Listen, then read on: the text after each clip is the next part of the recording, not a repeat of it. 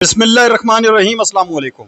लाखों करोड़ों दुरूद सलाम नबी रहमत सल्लल्लाहु अलैहि वसल्लम पर और आपकी आल पर। मैं गुलाम मुस्तफ़ा हूँ और आप हमारा यूट्यूब चैनल और फेसबुक पेज देख रहे हैं।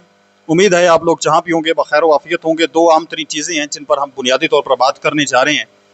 बिन सलमान की जानब से, सऊदी अरब की जानब से कुछ ऐसे फैसले किए गए हैं जिनकी वजह से आप कह लें कि हकीकी मानों में उम्मत मुसलमा के सर शर्म से झुक गए हैं, बुलंद नहीं हुए फ़ख्र की वजह से। बड़ी तहलका खेज किस्म की, इंतहाई हसास किस्म की खबर इस वक्त की सामने आ चुकी है। और दूसरी तरफ जो यमन के हूतीज़ हैं और सऊदी अरब के दरमियान जो जंगी माहौल है वो मज़ीद शिद्दत इख्तियार कर चुका है। इसकी तफसील सबसे पहले मैं आप लोगों के साथ शेयर करूँगा गुज़श्ता 24 से 48 घंटे के अंदर क्या कुछ हुआ है। उम्मीद है वीडियो आप लोग मुकम्मल समात फरमाएंगे। कमेंट सेक्शन में अपनी जो कीमती राय है उसका इजहार भी ज़रूर करेंगे। पाकिस्तान जिंदाबाद का नारा कमेंट सेक्शन के अंदर ज़रूर लिखें।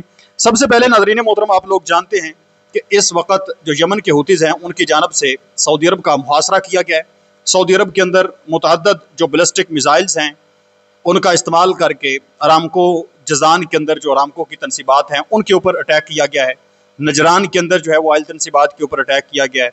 फिर जो यमन और सऊदी अरब के करीबी बार्डर्स इलाके हैं वहाँ पर हवाई अड्डों को टारगेट किया गया है गुज़श्ता 10 से 15 दिन के अंदर अंदर, जिसकी वजह से जो फ़िज़ाई ऑपरेशंस हैं उसके अंदर भी सऊदी अरब को काफ़ी ज़्यादा मुश्किलात का सामना करना पड़ा है। और अब बिलखसूस चूँकि उन्होंने सऊदी अरब का जो मुहासरा करके रखा हुआ है, सऊदी अरब के जो बहरी जहाज़ हैं, ऑयल टैंकर्स हैं, उनको भी निशाना बनाया जा रहा है। और रेड सी के अंदर, बाबुल मंदब के अंदर उनको भी काफ़ी ज़्यादा परेशानी देखने को मिल रही है। तो अभी जो ताज़ा तरीन इस वक्त सूरत हाल है, बजाय इसके कि मामलात जो है वो बेहतरी की तरफ जाते, अमन की तरफ जाते, मामलात मज़ीद ख़राब हो रहे हैं। अभी जो रिपोर्ट सामने आ रही है कि ईरान नवाज हौसी जो बागी हैं उनकी जानब से रेड सी के किनारे वाक़ एक स्ट्रेटजिक अहमियत के हामिल यमनी अलमाखा बंदरगाह पर 6 बैलिस्टिक मिसाइल उन्होंने दागे हैं। इससे पहले भी अलमाखा एक शहर है और ये इंतहाई स्ट्रेटजिक अहमियत का शहर है। अमेरिका चाहता है मेरा कब्जा हो। यमन का बुनियादी तौर पर इस वक्त कंट्रोल है जो सऊदी हमायत याफ्ता यमनी हुकूमत है उसका, जबकि यमन के हूतीज़ ये चाहते हैं कि हमारा कंट्रोल हो। अब ये अलमाखा बंदरगाह या अलमोखा बंदरगाह ये इतनी अहमियत की हामिल है जिसका इस पर कंट्रोल होगा। आप कह लें कि रेड सी के ऊपर, बाबुल मंदब के ऊपर उसकी मर्जी के बगैर फिर कोई बहरी जहाज नहीं गुजर सकता। ये इतनी अहमियत की हामिल है, एक चौक बना हुआ है पूरे का पूरा। तो इस पर अब उनके हमले मुसलसल जारी हो सारी हैं। ये बंदरगाह इस वक्त यमन की बैनुल-अक़वामी तौर पर तस्लीम शुदा हुकूमत के कंट्रोल में है। यमनी अस्करी तर्जमान कर्नल माजिद अल नजली के मुताबिक इस हमले में कम अज कम 4 आम शहरी जहाँ भाग हुए हैं और 8 अफराद जो हैं वो जख्मी हुए हैं, जबकि 2 बहरी एहलकार जो हैं वो इसमें लापता हैं। हूसियों ने इस हमले की तस्दीक करते हुए कहा है कि उन्होंने वहाँ मौजूद सऊदी नवाज फोर्सेस की फौजी ठिकानों और जंगी जहाज़ों को भी निशाना बनाया है। अब ऐसा नहीं है कि यमन के हूती सिर्फ अटैक कर रहे हैं और सऊदी अरब या सऊदी तादी फोर्सेस जो हैं वो खामोश बैठी हुई हैं, वो भी मुसलसल हमले इसमें कर रही हैं। आज जो सादा के सरहदी इजला हैं वहाँ पर सऊदी फोर्सेस ने शदीद किस्म की बमबारी की है, शदीद गोलाबारी की गई है। जो उन्होंने हमले किए उसके जवाब में सऊदी अरब की बर्री और फिजाई अफवाज ने शुमाली यमन में हूसियों के गढ़ सूबा सादा के सरहदी इजला पर बमबारी मजीद तेज कर दी है।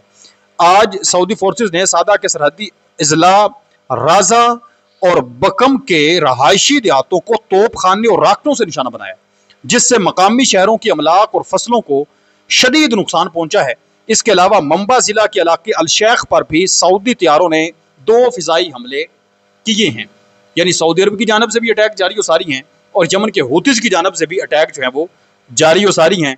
ईरान जो है इस हवाले से शुरू में इतलात सामने आई थी कि ईरान जो है वो कोशिश कर रहा है, या इस तरह के बयान उसने दिए थे कि बातचीत के साथ, अमन के साथ मामलात को हल कर लेना बेहतर है।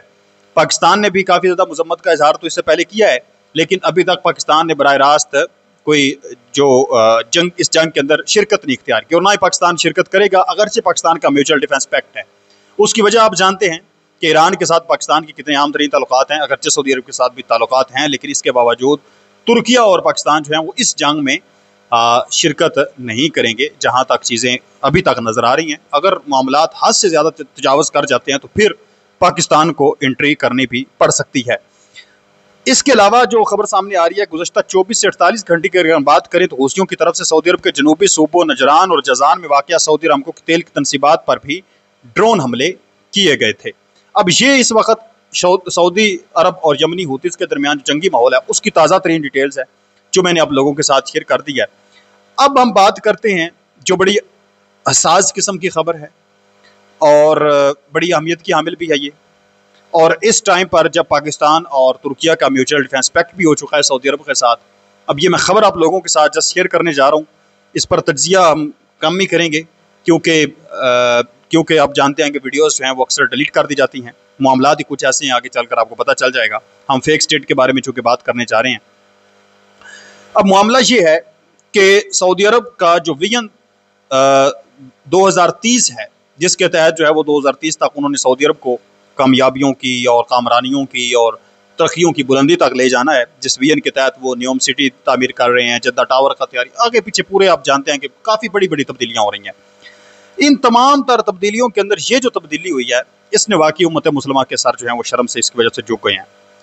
अब हुआ ये है कि हालिया बरसों में सऊदी अरब का जो तालीमी निसाब है उसमें बड़े लेवल पर तब्दीलियाँ की गई हैं। मुख्तलिफ बैनुल-अक़वामी थिंक टैंक्स जैसे इजराइल और अमेरिका में कायम वाच डॉग की तहकीकी रिपोर्ट्स के मुताबिक सऊदी हुकूमत ने वली अहद मोहम्मद बिन सलमान विजन 2030 और मुतदल इस्लाम की पॉलिसी के तहत अपने तालीमी निसाब में इनकलाबी तब्दीलियाँ की हैं। तब्दीली क्या है? वो पुरानी किताबों में मौजूद वो जुमले जिनमें यह सिखाया जाता था कि मुसलमान कभी भी बैतुल मुक़द्दस से दस्तबरदार नहीं होंगे, या ये कि जो फेक स्टेट वाले हैं, यानी जो गैर मुस्लिम हैं, ईसाई हैं और दूसरे जो यहूदी हैं, वो इस्लाम के अबदी दुश्मन हैं, उन्हें बातदरीज खारिज या तब्दील कर दिया गया है।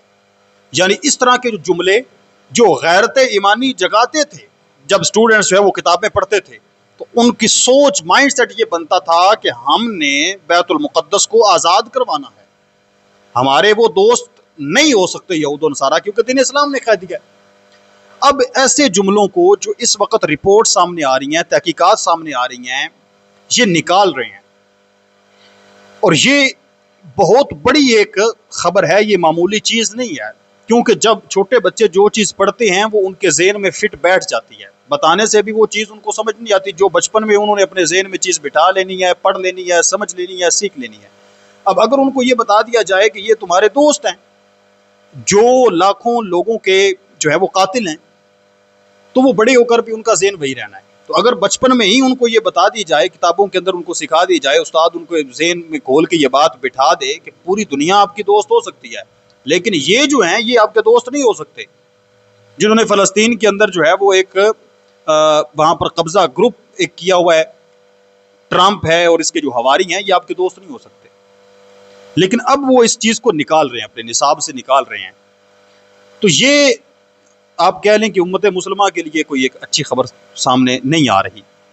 तो पुरानी किताबों के अंदर ये चीज़ें थीं, लेकिन अब ये निकाल रहे हैं। तो आप इस पर क्या कहते हैं, मुझे कमेंट सेक्शन के अंदर ज़रूर बताएं, और मज़ीद ऐसी वीडियोस देखने के लिए अपने इस चैनल को भी लाज़मी सब्सक्राइब कर लें। नेक्स्ट वीडियो तक अल्लाह निगहबान। पाकिस्तान हमेशा जिंदाबाद। वस्सलाम।